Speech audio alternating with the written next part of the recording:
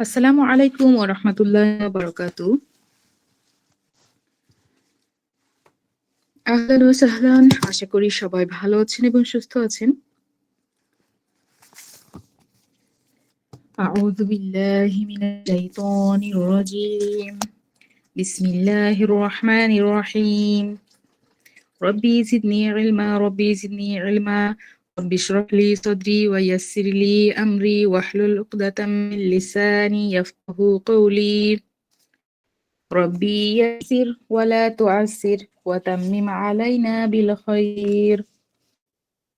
আলহামদুলিল্লাহ, সকল প্রশংসা মহান রব্বুল আলামিন আল্লাহ তাআলার জন্য। দরুদ ও সালাম পেশ করছি হযরত মুহাম্মদ সাল্লাল্লাহু আলাইহি ওয়াসাল্লামের প্রতি। আমরা আজকে কিন্তু মাখরাজের ৩ নাম্বার ক্লাসে উপস্থিত হয়েছি। ২ দিন আমি আপনাদের পড়িয়েছি, আজকে আপনাদের পালা।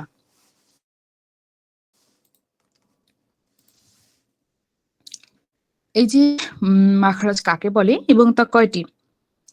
সোহেল ভাই বলবেন মাখরাজ কাকে বলে এবং তা কয়টি?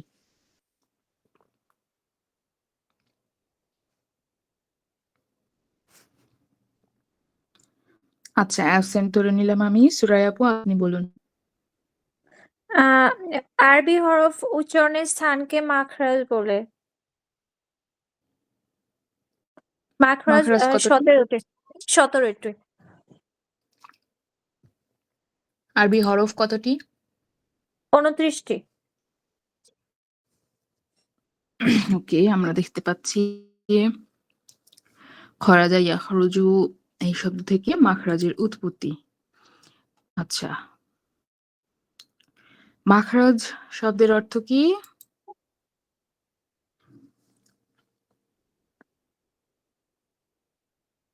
মাখরাজ শব্দের অর্থ কি?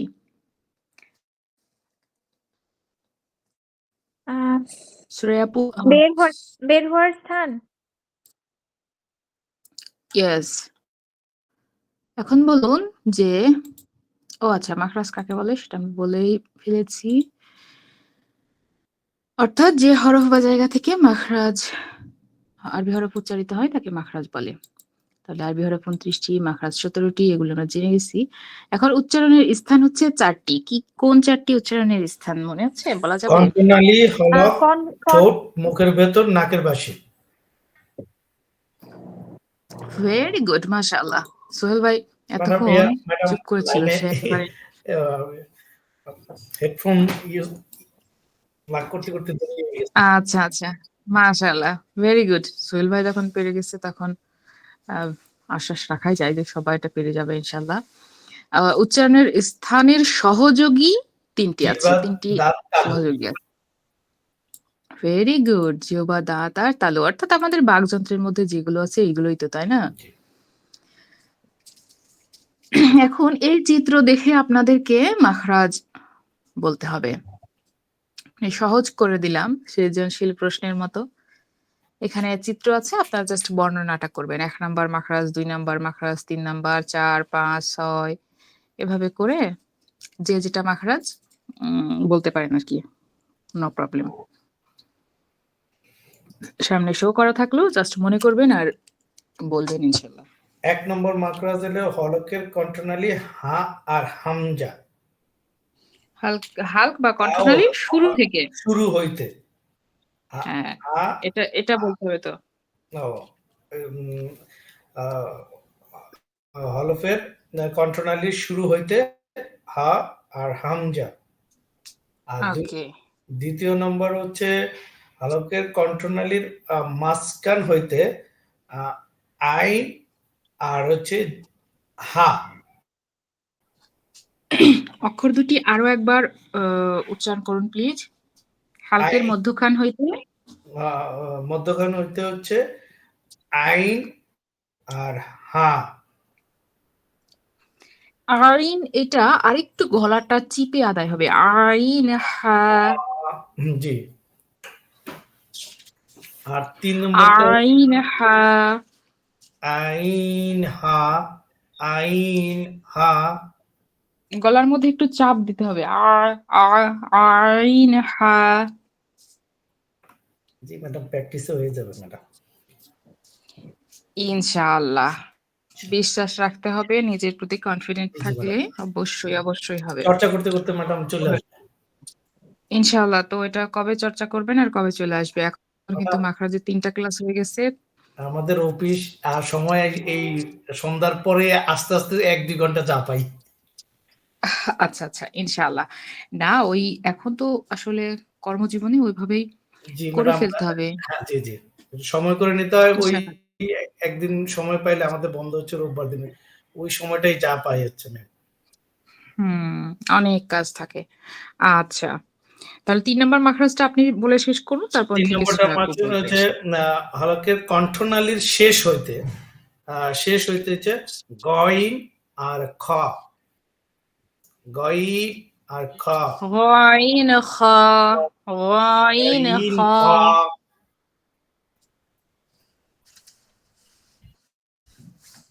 গ, গ, গ- গইন খ। গইন খ। গইন খ। আচ্ছা, সব অক্ষরই কিন্তু প্র্যাকটিস করতে হবে। আর আমি কি বলেছি? জি কোরআন ম্যাডাম। তিলাওয়াত করতে হবে এবং তিলাওয়াতের মধ্যে আজকে যে নিয়মটা শিখলাম প্রতিদিন ওই ওই নিয়মটা আমি পারছি কিনা, ওই নিয়মটা আমি ধরতে পারছি কিনা এটা খেয়াল করতে হবে। আর ম্যাম, আপনি দিছিলেন হচ্ছে যে আমাদের সূরা ফাতিহার আহ, ফাতিহা নিজে নিজে পড়ার জন্য দিয়েছেন। আমি কিছু কিছু সূরাগুলো ওইভাবে পড়ার চেষ্টা করতেছি হুম, এবং আলহামদুলিল্লাহ সূরা ফাতিহার ক্যাটেরিয়া মধ্যে হয়েছে। আমরা হুম। মাদ্দে আরজি পেয়েছি, তাই জি, না? জি, জি, জি, জি।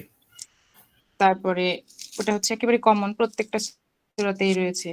এরকম কিন্তু আল কোরআনের ১১৪টি সূরাতেই প্রত্যেকটি সূরার শেষে এরকম অন্তমিলযুক্ত একটা বিষয় থাকে।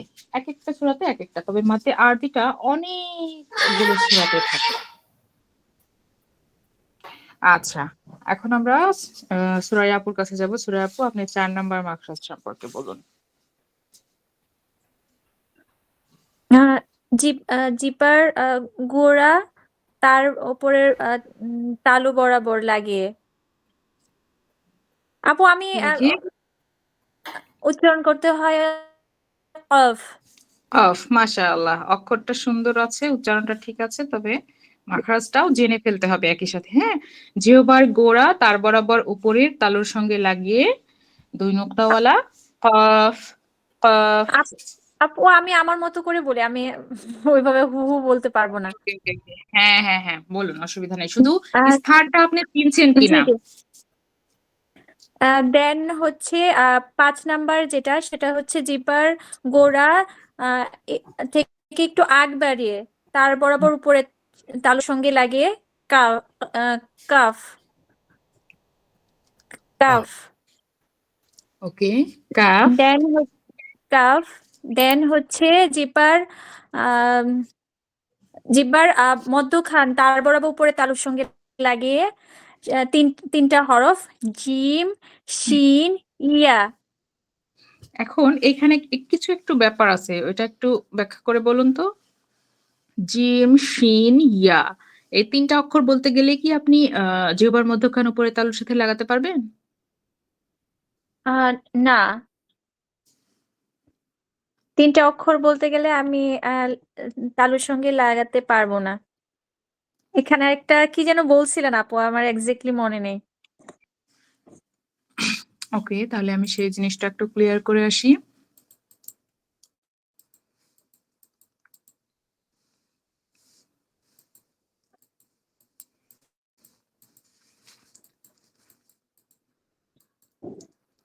চলে যাচ্ছি আমরা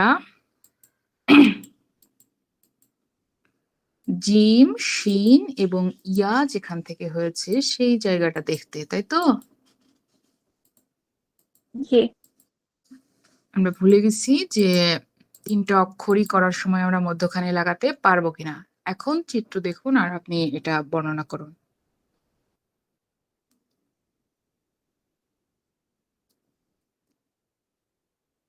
দেখতে পাচ্ছেন? জি জি, দেখতে পাচ্ছি আপু। জি, এবার আপনি বলুন।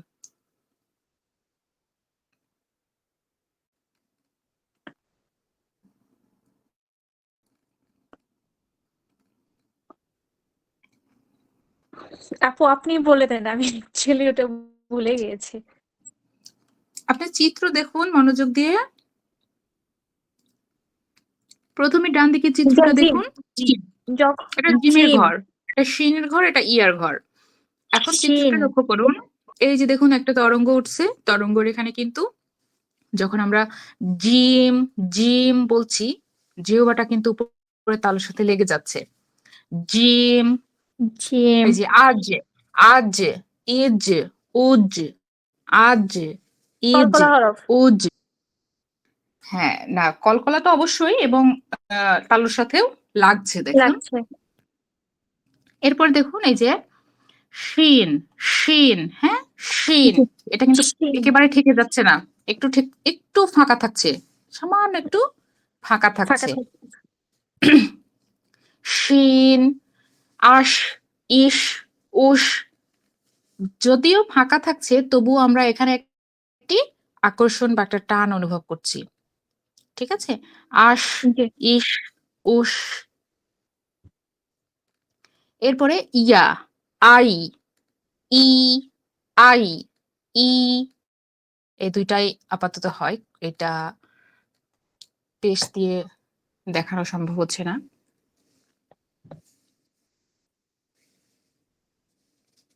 তাহলে এখন বলুন। জিম শিন ইয়া। এবার কি বলবো আপু, মানে উচ্চারণ বলবো একটা জিনিস লক্ষ্য নাকি করুন, একটা জিনিস লক্ষ্য করুন, তিনটা মাখরাজ কিন্তু একই জায়গা থেকে উচ্চারণ হচ্ছে, তবে একটুখানি পার্থক্য আছে। সেটা হলো যে জিম বলার সময় সরাসরি উপরে তাদের সাথে লেগে লাগছে? যাচ্ছে, আর শিন বলার সময় তার একটু ফাঁকা থাকছে, ইয়া বলার সময় আরো একটু বেশি ফাঁকা থাকছে। অর্থাৎ আমরা যদি ইয়া থেকে আসি, যখন ইয়া বলবো তখন আমাদের মাঝখানে ফাঁকা থাকবে, এবং আমরা এই জিহ্বার মধ্যখানে এবং উপরে তালুর সাথে একটা টান অনুভব করব। বেশি ফাঁকা থাকবে ইয়া বলার সময়, এরপরে ফাঁকাটা একটু কমবে শিন বলার সময়। লাগছে। শিন, শিন, আশ, আর ইস, উস। এরপরে জিম যখন ক্লোজ বলবো হবে, তখন ক্লোজ লেগে হবে যাবে। আরো। আজ, জি ইজ, উজ। ওকে, জি এবার বলেছেন, জি জি বর্ণনা করুন। আপনি যেটা বলছেন সেটা বর্ণনা করবো আপু। যখন হচ্ছে আমি জিম বলছি তখন ক্লোজ বেশি হচ্ছে, অর্থাৎ স্পর্শ করছে। মধ্যখান স্পর্শ করছে। যখন শিন বলছি তখন জিমের থেকে একটু বেশি একটু ফাঁকা থাকছে, তারপরও একটা টান অনুভব করছে। এবং যখন ইয়া বলছি তখন একবারই লাগছে না, হ্যাঁ, হ্যাঁ, একটু বেশি আর একটু বেশি দূরত্ব, ফাঁকা থাকছে, হ্যাঁ দূরত্বটা একটু ফাঁকা থাকছে, বেশি কিন্তু আমরা একটা শক্তি অনুভব কম্পারেটিভলি। করছি। কিন্তু জি স্থানটা কিন্তু একই, স্থানটা একই, জিহ্বার মধ্যখান তার বরাবর উপরের তালু। এই দুটো জিনিসই কাজ করে তিনটা অক্ষর উচ্চারিত হচ্ছে, তবে ডিফারেন্ট হচ্ছে ইয়া উচ্চারণ করার সময় মধ্যখানটা উপরের তালুর সাথে সরাসরি লাগছে না।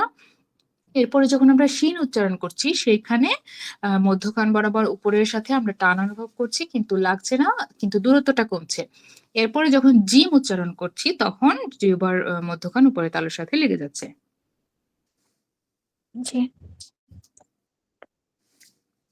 সোহেল ভাই বিষয়টি কি বুঝেছেন? জি। একটু বর্ণনা করুন আর অক্ষরগুলো উচ্চারণ করুন সেইভাবে। ম্যাম এখানে দেখলাম জিমের যে সাউন্ড আছে এটা আস্তে আস্তে করে আমি এই যে সাউন্ডের ফ্রিকোয়েন্সিটা যেখান থেকে বের হচ্ছে, এখানে জিমের সাউন্ডটা যেখানে আছে শিনের সাউন্ডটা একটু ভিতরে গেছে, আর ইয়ের সাউন্ডটা দেখবেন আরো একটু ভিতরে, মানে আর একটু ভিতর থেকে মনে হয়। আমি কি ঠিক আছে কিনা? ভেরি গুড, ভেরি গুড, হ্যাঁ ঠিক আছেন। এবং জিমটা ওই জায়গায় সরাসরি লেগে যাচ্ছে, জি জি আর জি জি জি হ্যাঁ ওইগুলো ধীরে ধীরে ফাঁকা হচ্ছে, তাই তো? জি হ্যাঁ হ্যাঁ, আমি এটাই বুঝতে চাচ্ছিলাম। আপনি একটু উচ্চারণ করুন তাইলে, তাহলে উচ্চারণ করে দেখুন যে এই জায়গাগুলোতে আপনার আমি মুখে কাজ কাজ হচ্ছে করতে কিনা। পারতেছে কিনা। হ্যাঁ, জিম, হুম হুম। শিন, ইয়া। আবার জিম, শিন, ইয়া, তিনোটা তিন ধরনের জায়গা থেকেই হচ্ছে, সাউন্ড হচ্ছে। স্থানটা একই, কিন্তু হচ্ছে হ্যাঁ, কাছাকাছি। উচ্চারণের ভিন্নতা। সিস্টেমটা একটু আলাদা। হ্যাঁ, হ্যাঁ, এই যে এখানে যে উপরে হরকত হুম। দিয়ে দেওয়া রয়েছে, এই জিনিসগুলো একটু উচ্চারণ করে ফেলুন। এটা হচ্ছে আজ, ইজ, উজ, আশ, ইশ, উশ, আহ, ই। আই, আই, ই। ও, আই, ই। Very good. এইবার আমাদের মধ্যমণি অক্ষর দদ। দদ,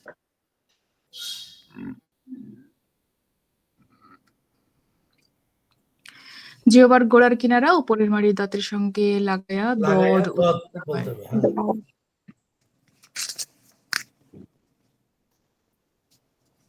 আজকে আমাদের আরিফ ভাই ক্লাসে নেই। উনি ব্যস্ত আছেন নাকি ভুলে গেছেন, আসলে গুরুত্বপূর্ণ জিনিস মিস করে যাচ্ছেন। সূরা আপু, আপনি দোয়াদের মারাজটা বর্ণনা করুন প্লিজ। জিপার গোড়ার কিনারা উপরের মাড়ির দাঁতের গোড়ার সঙ্গে লাগাইয়া দদ উচ্চারণ করতে হয়। এখানে তীর চিহ্ন দিয়ে যে জিনিসগুলো বোঝানো হয়েছে, বুঝেছেন কি? দেখুন। তীর চিহ্ন দিয়ে আপু ওটা হচ্ছে প্রিমোলার দাঁতের সঙ্গে, এই 3 দাঁতের সঙ্গে লাগবে, এরকম কিছু বুঝিয়েছে। আপু, এর পরের থেকে হুম, ভিডিও একটা ছিল না, যে ওই যে পরের যেটা মুখ, মুখ, আর এটা এর দদের আরেকটা ছিল, শীট ছিল, ওখানে আরেকটু ক্লিয়ার আছে। হ্যাঁ, যে দট, হ্যাঁ, এখান থেকে মার এসে এই ঠোঁটটা আমাদের যেভাবে এই পাশ ঠোঁটটাতে বোঝা যাবে দদ। দদ। জি, জি, হুম, দদ, দদ, দদ। দদ। ভেরি গুড, আপনি কি সুন্দর করে মনেও রেখেছেন। আচ্ছা, এই যে ভাইয়া এখানে পড়াশোনা দদ। না, সবাইকেই পড়াশোনা করতে হবে। সবাইকে করতে হবে, আমি আজকে করিনি। না না, ওই অ্যাকচুয়ালি আপু আমার অডিট চলতেছে, তো একটা ডব্লিউএইচ এর অডিট চলতেছে, তো অনেক বিজি ছিলাম, আমি একবারে দেখতে পাই না 5 দিন, মানে কালকে পর্যন্ত। কালকে হচ্ছে র্যাপ আপ ডে, তো কালকে হওয়ার পর ফ্রি হয়ে যাবো ইনশাল্লাহ।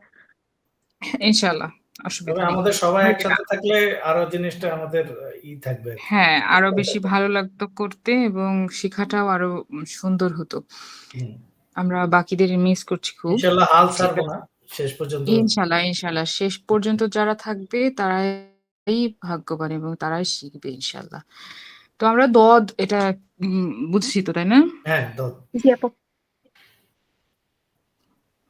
আচ্ছা, দদ উচ্চারণ করুন দেখি। দদ, শুনি। দদ, দদ, দদ, দদ, দদ। দদ, একেবারে দদ, হুম। মুখের মধ্যে দদ, একটা ভারী ভাব, তাই না? হ্যাঁ, হ্যাঁ, দদ, বদ। দদ। হ্যাঁ, শেষে ওই যে সূরা আপু শেষে বাতাস বের করে ফেলা যাবে না। বদ। দদ, কারণ দদ উচ্চারণ করে শেষে দাল আছে, তো দাল তো আবার কলকলার হরফ, হুম। খেয়াল রাখতে হবে। দদ, দদ। দদ। আপু আমি একটু প্র্যাকটিস করে নেই। জি জি, অবশ্যই।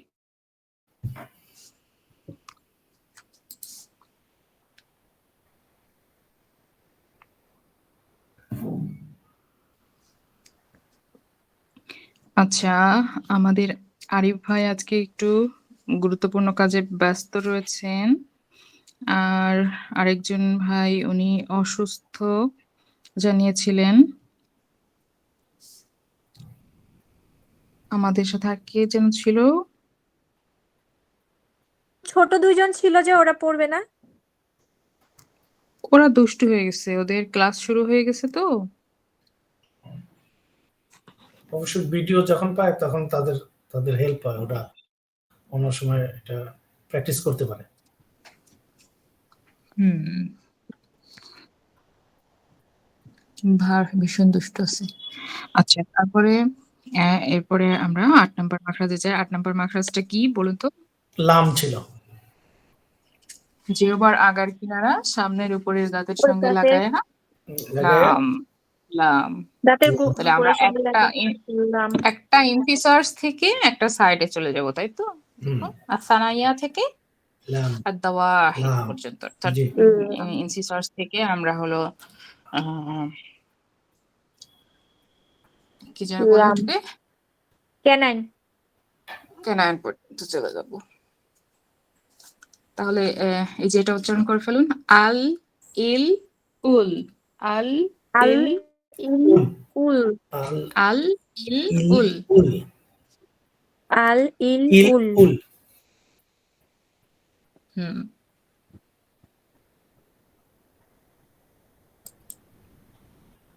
নুন, নুন, নুন জিপার আগা তার একেবারে বরাবর উপরের তালুর সঙ্গে লাগিয়ে।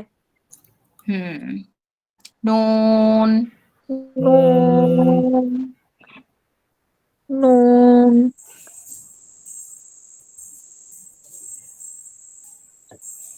হ্যাঁ, জিহ্বার আগা দিয়ে আমরা এই তালুটাকে চাপ দিব আর শব্দ অনুভব করব নাসিকার মধ্যে। দেখুন কি মজার ব্যাপার। নুন, আন ইন উন, আন ইন ইন উন। উন, ভেরি গুড।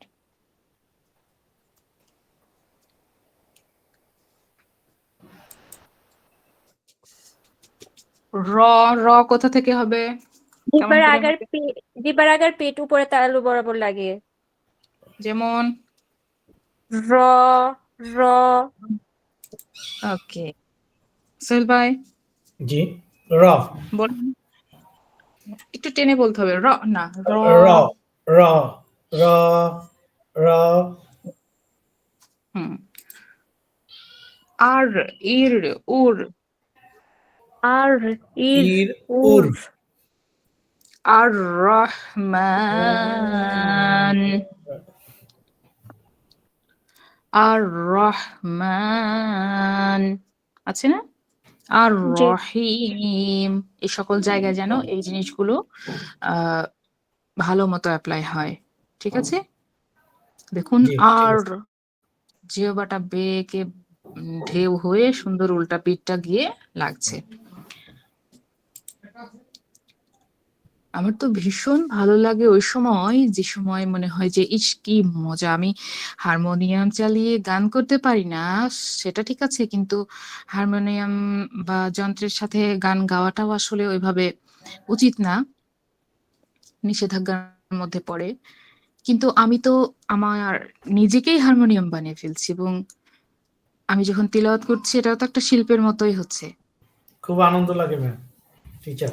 এটা এটা মন থেকে মানে ভালো লাগাটাকে শান্তি লাগে। উপলব্ধি করা, এই জিনিসটা, এই জিনিসটা ভাবলে কত মানে প্রচুর ভালো লাগা কাজ করবে, যে আল্লাহ তাআলা কি সুন্দর করে আমাদের তৈরি করেছেন। আর ওই যে হলো সূরা ফি আহসানি তাকওয়িম হলো সূরা ৩ এর মধ্যে, সূরা ৩ এর মধ্যে রয়েছে যে আল্লাহ তাআলা বলেছেন যে লাকাদ খলাকনাল ইনসানা ফি আহসানি তাকওয়িম। তো সুন্দর অবয়বে আল্লাহ তাআলা আমাদেরকে তৈরি করেছেন, মানুষকে। সবচাইতে বুদ্ধিমত্তার দিক থেকেও আল্লাহ তাআলা মানুষকে শ্রেষ্ঠ করেছেন, আবার অবয়বের দিক থেকেও শ্রেষ্ঠ করেছেন। যে আমরা প্রত্যেকটা মানুষ, আমরা কালো হই, ছোট হই, লম্বা হই, মোটা হই, যাই কিছু হই না কেন, আমাদের রং যেমনই হোক না কেন, আমরা প্রত্যেকেই কিন্তু সুন্দর। আল্লাহ তাআলা কোরআনে বর্ণনা করেছেন প্রত্যেকের মধ্যেই সৌন্দর্য রয়েছে। দেখুন আমারও যে বাকযন্ত্র রয়েছে, আরেকজনেরও সেই বাকযন্ত্রই রয়েছে, প্রত্যেকটা মানুষের কিন্তু একই বাকযন্ত্র রয়েছে। তো এই যে যে সৌন্দর্যটা, এটা কিন্তু সবার মাঝেই রয়েছে, তাই না? তাহলে আমরা কিভাবে একজন মানুষকে বলতে পারি যে তুমি অসুন্দর? আমাদের কাজ হলো যে আমাদের আকল দ্বারা, অর্থাৎ আমাদের বুদ্ধি দ্বারা সঠিক কাজগুলো করা, ভালো কাজগুলো করা, মন্দকে এড়িয়ে চলা। এটা হচ্ছে আমাদের উচিত।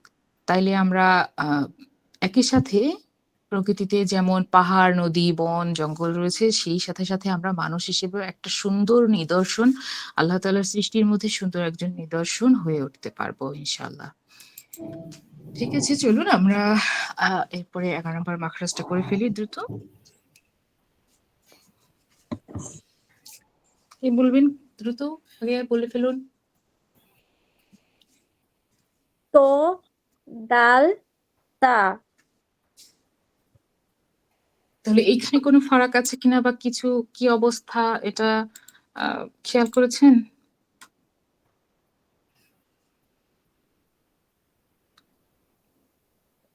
এটা হচ্ছে জিহ্বার আগের সামনের উপরে 2 দাঁতের গোড়ার সঙ্গে লাগিয়ে পড়তে হবে।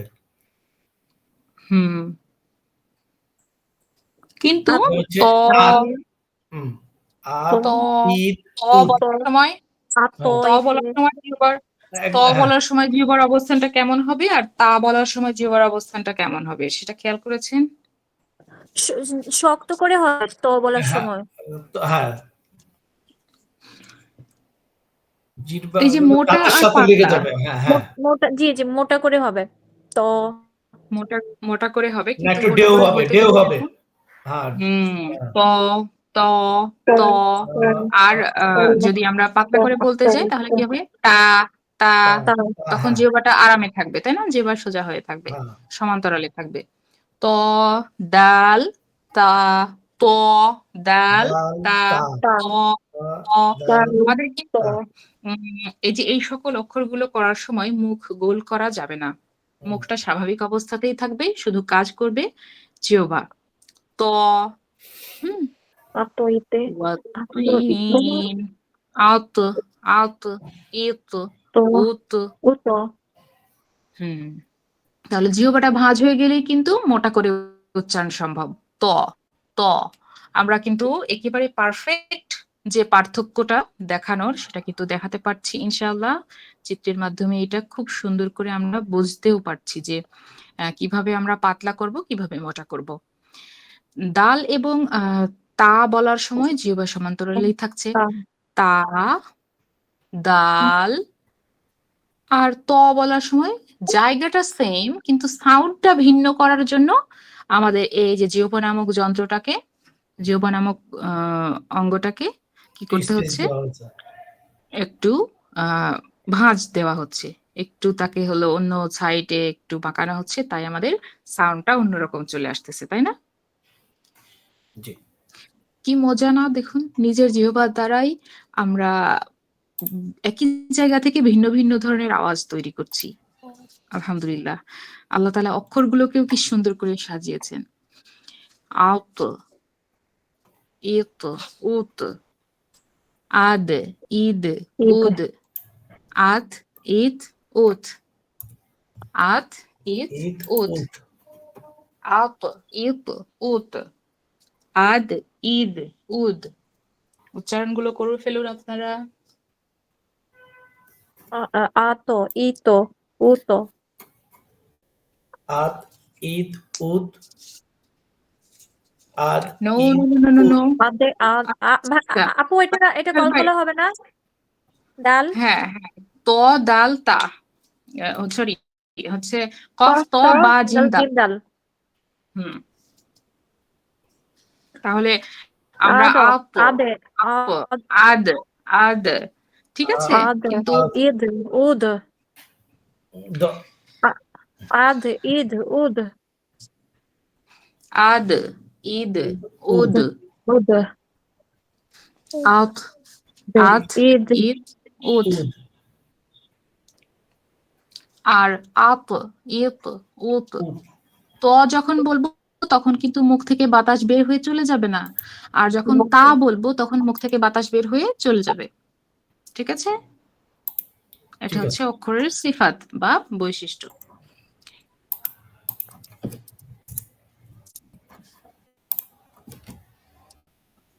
আপু, ওকে, ডালের ডালটা একটু কলকলা করে একটু বলবেন আবার। আদ, আদ, ঈদ, উদ। নিচের দিকে আদ, কলকলা হবে, ঈদ, ডালের উদ। কলকলাটা নিচের দিকে হবে, হ্যাঁ। আদ, ঈদ, উদ অর্থাৎ পাতলা কলকলা এটা। অনেক অনেক ভাগ আছে তাজউীদের যে কত খুঁটিনাটি নিয়ম একেবারে আপু আহ, এই তো এন্ড হচ্ছে কফ যেটা সেই দুইটার কলকলা কি একই টাইপের, ইয়েস ইয়েস ইয়েস। মোটা মোটা করে? হুম। এই দুইটা মোটা হরফ? জি।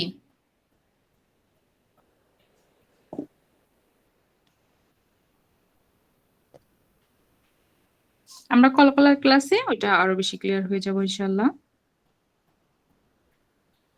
ওকে। একসাথে আপু সবগুলো না কলকলা ঢুকে কি যেটা বলতেছেন এটা কি আমরা কখনো এর মধ্যে কি পাইছি? না, এর মধ্যে এখনো ছিল পাইনি। না, ও, সামনে এই আসবে জন্য আমার ইনশাল্লাহ। কাছে আননোন মনে হচ্ছে যে হ্যাঁ। ক্লাস মিস করলাম কিনা। না না, এখন আমরা তাহলে এখন তো বুঝেছি যে কিভাবে ত বলার সময় কিন্তু বাতাস মুখ থেকে বের করে ফেলা যাবে না, আর তা বলার সময় অবশ্যই বাতাস বের হবে। আদ, ঈদ, উদ, ইপ, উপ, আত, আদ, ইত, উপ, ঈদ, ঈদ, উদ, আদ, ঈদ, উদ, উদ। উদ।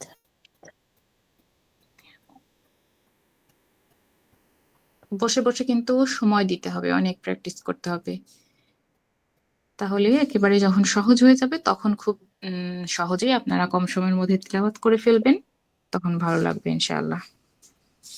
টাইম দিতে হবে আপু, অনেক টাইম দেয়া লাগে। হ্যাঁ, প্রত্যেকটা জিনিসকে, যে জিনিসই আমরা করি না কেন সেখানে মনোযোগ আর সময়টা একাগ্রচিত্তে না দিলে কিন্তু সেটা আসলে সুন্দর করে করা হয় না, সম্ভবও নয়। তবে আমরা যদি অনেক সময় দিতে না পারি তবুও অল্প যতটুকু করব ওইটুকু ভালো করে সময় দিলে ধীরে ধীরে দেখবো যে আমাদের ওই জিনিসটা খুব সুন্দর করে হয়ে গেছে। এইটা আবার দেখুন, নিচের এই যে صاد سين صاد سين صاد صاد سين سين صاد صاد سين صاد سين ঝা। এখানে আবার দেখুন ত বলার সময় আমাদের যেমন উপরে জিহ্বা ছিল যে সেখানে ভাঁজ হয়েছিল, ঠিক সদ সদ বলার সময়ও আমাদের কিন্তু জিহ্বাটাকে মোটা করে তুলতে হচ্ছে। দেখুন গোড়ার দিকটা মোটা করে একবার মুখ ভরে সদ সদ, হুম, সদ সদ। আর এটা বিশেষ করে এই আপনার জিহ্বার আগাটা নিচের দাঁতের আগার সাথে অনেকটা লেগে যাবে, হ্যাঁ, সদ। কিন্তু ঝা ঝা আর সিন সিন ঝা এটা বলার সময় কিন্তু এই যে জিহ্বা আমাদের দেখুন কেমন রয়েছে, এই রকমের কিন্তু ভাঁজ হয়নি, ঢেউ হয়নি সদে বলার সময়, صاد কিন্তু صاد একই سين নিচের দাঁতের পেটের সাথে লাগবে এই যে সিন আর ঝা, আগার সাথে লাগবে সদ, হুম, সদ صاد صاد سين ঝা صاد سين ঝা সদ সিন ঝা সদ صاد সিন سين ঝা ঝা সদ সদ সিন ঝা صاد সদ। سين ঝা।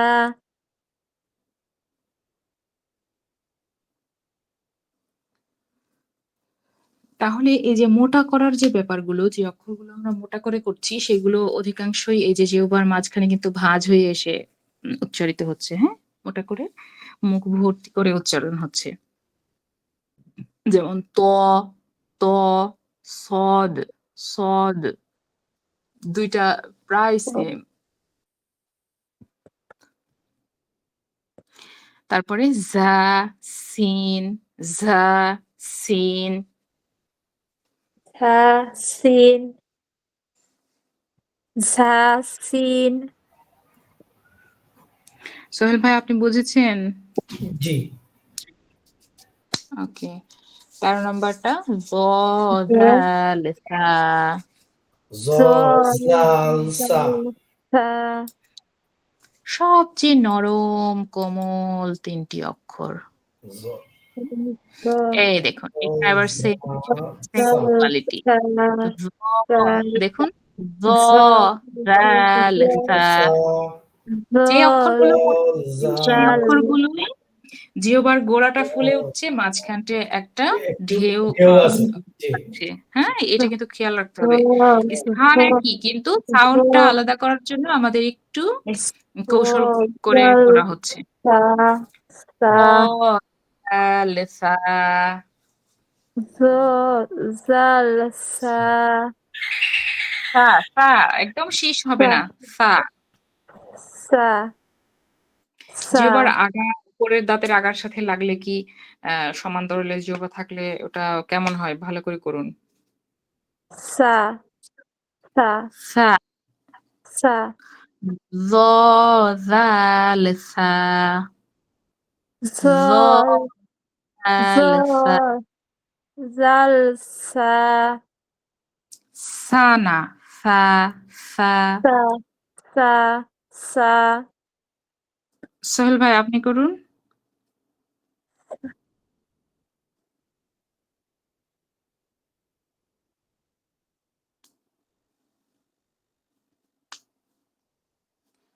আচ্ছা পাতলা করে কিন্তু করতে হবে দেখুন কি সুন্দর করে এই যে জিহ্বার আগাটা কিভাবে জ- উপরের দাঁতের সাথে লেগে যাচ্ছে না জালসা সা যেভাবে জাল করছেন ঠিক একইভাবে সা করতে হবে আমি হয়তো শুনতে মিস্টেক করতে পারি আপনি এই নিয়মটা মেনে আপনি উচ্চারণ করছেন কিনা এটা খেয়াল করুন পাতলা করে উচ্চারণ হতে হবে সা জাল সা জালসা আমার কানে একটু লাগতেছে মানে মনে হচ্ছে একটু ঝাঁঝা শীষের মতো হয়ে যাচ্ছে কিনা সা সা সা সা সামারুন সাম সাম সামারুন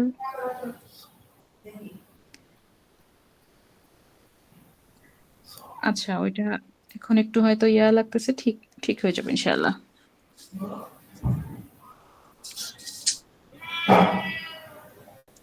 সালজুন সালজুন মানে বরফ বলুন তো সালজুন সালজুন সালজুন সালজুন সালজুন সালজুন সালজুন সালজুন মানে বরফ সালজুন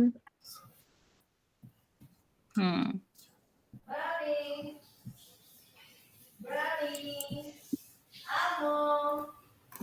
এরপরে ফা ফা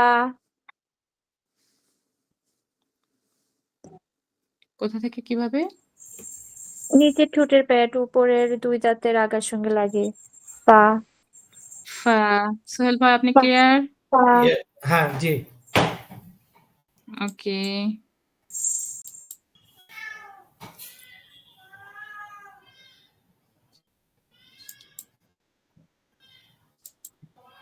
এরপরে ওয়া বা মিম ওয়াও বা বা মিম মিম এটা হচ্ছে সম্পূর্ণ ওয়াও বা দুই ঠোঁটের মিম দুই ঠোঁটের মাধ্যমে উচ্চারণ হয় হ্যাঁ ওয়াও বলার সময় কেমন হচ্ছে দেখছেন ওয়াও ভুল হবে হ্যাঁ হ্যাঁ ওয়াও ওয়া গুড ওয়াও ওয়াও বা বা বা একবার ঠোঁটটা খুলবে একবার ঠোঁটটা মিডিয়াম রাখবে তারপর একবার ঠোঁটের ভিতর নেবে মিম মিম মিম মিম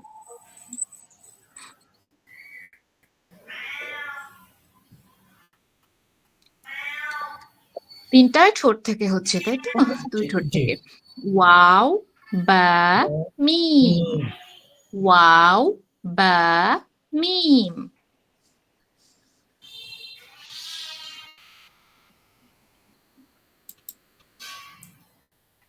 ষোলো নম্বর মাখরাজ মুখের খালি জায়গা হতে মদের হরফ উচ্চারিত হয় মদের হরফ কতটি তিনটি বা ইয়া ওয়া ও সরি বা কি করে সরি বলেছে আলিফ বা ইয়া, না আলিফ না ইয়া না, ওয়াও, ইয়া ওয়াও। ইয়া ওয়াও।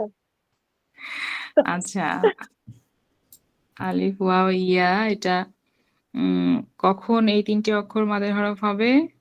খালি আলিফ জবরের বাম পাশে খালি আলিফ, তারপর জেরের বাম পাশে ইয়া যজমলা ইয়া, এন্ড হচ্ছে পেশের বাম পাশে যজমলা ওয়াও। আচ্ছা সোহেল ভাই এই সেম কথাটি বলে ফেলুন তো। এটা হচ্ছে ভুলিয়ে লিখেছি। এটা হচ্ছে আলিফের ম্যাডাম এখন পারবো না। না না না না, এটা তো পচা কথা।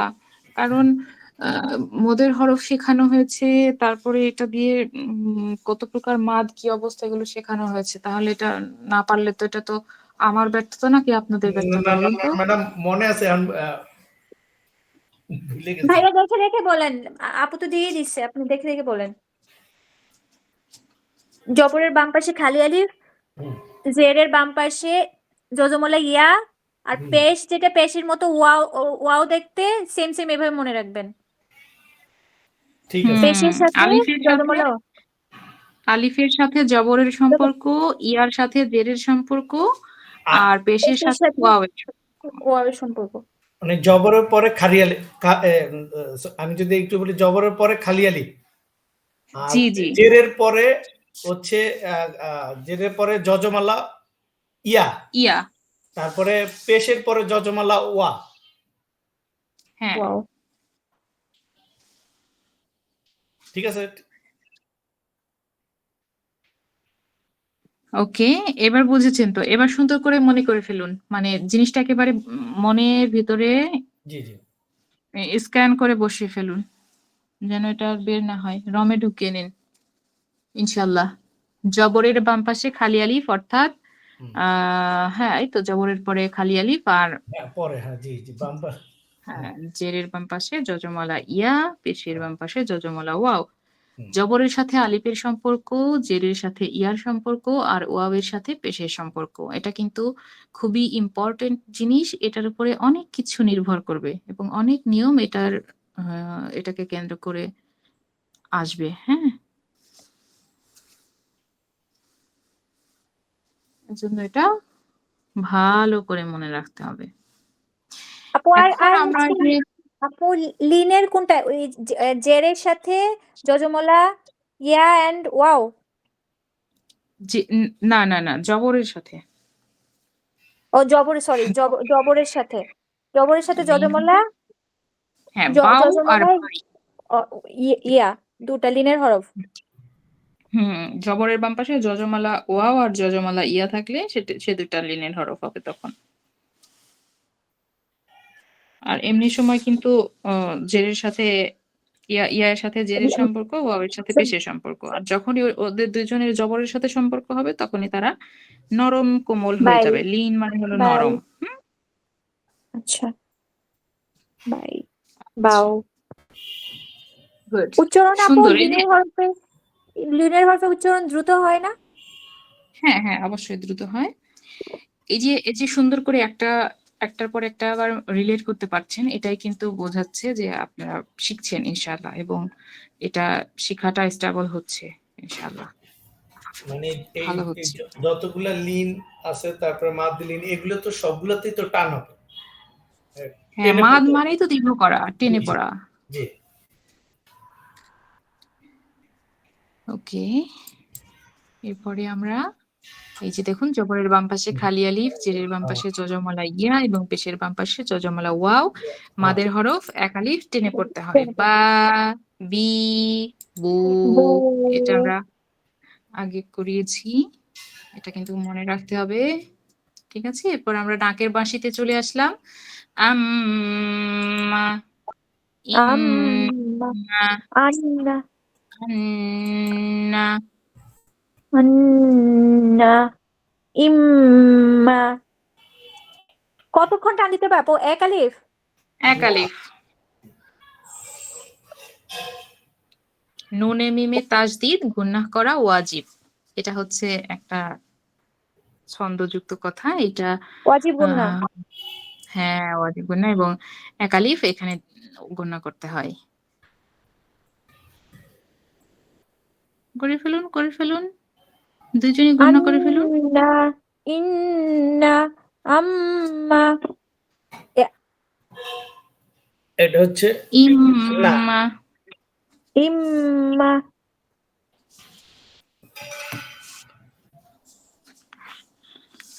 আম্মা, সোহেল ইম্মা, আন্না। আন্না, নাকের মধ্যে ইন্না, আনতে হবে সোহেল ভাই, আরেকটু নাকের মধ্যে নিয়ে যান। নাকের আম্মা, নাকের মধ্যে কথা বলেন না। হ্যাঁ হ্যাঁ না, না, না। হুম উম, ইন্না, আম্মা, আন্না, ইন্না, আম্মা। শেষেরটা তো আর নাকে থাকতেছে না মনে হয়। আম্মাটা একটু নাক হ্যাঁ আম্মা। আম্মা, আম্মা। নাকে নিতেই হবে ভাই। নাকে নিতে, কিন্তু প্রথম দুইটা প্রথমে ওইটাও নেওয়া যাবে আপনি। একটা হচ্ছে মিম, মিম্মা। হুম। ঠিক আছে আপু, দেখুন ওই যে সূরা বাকারার প্রথমে আছে না হরফে মুকাত্তাত আছে যে আলিফ লাম মিম, ওইখানে কিন্তু আপু ওটাকে 4 আলিফের ওটাকে পড়ানো হয়নি মনে হয়। না 4 আলিফেরটা 4 এখনো দেওয়া আলিফের হয় একটা নাই। পড়ানো হয় নাই। 3 আলিফ পর্যন্ত পড়ানো হয়েছে, 4 আলিফ পড়ানো হয় নাই। হ্যাঁ, হরফে যেগুলো বাকি আছে সবই চলে আসবে সামনে ইনশাআল্লাহ। তো ওইখানে হচ্ছে গুন্না আছে, এটা আমি বললাম আলিফ লাম জি জি।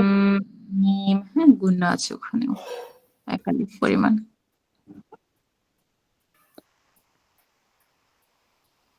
ওকে সোহেল ভাই, নাকের মধ্যে মিম নিয়ে যেতে হবে কিন্তু। থ্যাংক ইউ চলে আসলো, মানে বিদায় নেওয়ার সময় হয়ে গেছে, 25ও বেজে গেছে। এখন আপনারা বলুন যে কোনো প্রশ্ন পরামর্শ বা কোনো কিছু আছে কিনা, আপু তাহলে আমরা শেষ। ওটা না, আমার একটা পরামর্শ হচ্ছে, আমি একটু বলি ভাইয়া, সরি ইন্টারাপ্ট না করলাম। না না, সমস্যা না, আপনি শেষ করেন। আপু একজন মানে মাখরাজ তো পড়ানো হয়েছে, তো আমার মনে হয় একবার 29টা হরফ যদি আপনি মাখরাজ অনুযায়ী মানে একটু রিভাইজ করেন তাহলে আই থিঙ্ক ভালো এটা হবে। ইনশাআল্লাহ আপনারা তাহলে হচ্ছে প্র্যাকটিস করতে থাকুন। আগামী ক্লাসে আমি শুরুতেই আপনাদের হরফগুলো পড়া নেওয়ার পরে নতুন পড়াতে যাব ইনশাআল্লাহ। এতে এতে আজকে ভালো হয়েছে যেহেতু যে আমাদের মাঝখানে আরো 2 দিন বন্ধ থাকবে। তাহলে ধরেন শনিবার দিন ক্লাস হলে আমরা ভালো করে আরো পড়তে পারবো। জি জি ইনশাআল্লাহ। আর হচ্ছে ওইটা আপনাদের নিয়ে নেব। আর আজকে যেহেতু সময় শেষ না জি, জি। হলে আজকেই নিয়ে নেওয়া যেতে পারতো। হুম। সুন্দর পরামর্শ দেওয়ার জন্য সুরাইয়া আপুকে ধন্যবাদ। সেই সাথে আরিফ ভাইরও এবং যারা ক্লাসে আসে নাই তাদের সামনের দিনে আবার একটু সুযোগও তাহলে থেকে যাচ্ছে ইনশাআল্লাহ। ইনশাআল্লাহ। ওকে, আমরা আজকের মতো তাহলে ক্লাস এখানেই শেষ করছি। সবার আপু সুস্থতা আমার কামনা জন্য করছি। দোয়া করবেন, কালকে আমার ফাইনাল অডিট। ইনশাআল্লাহ আপনার অডিট অডিটে খুবই ভয় ভালো নেই। হবে। অডিট ইয়ামানিল্লাহ।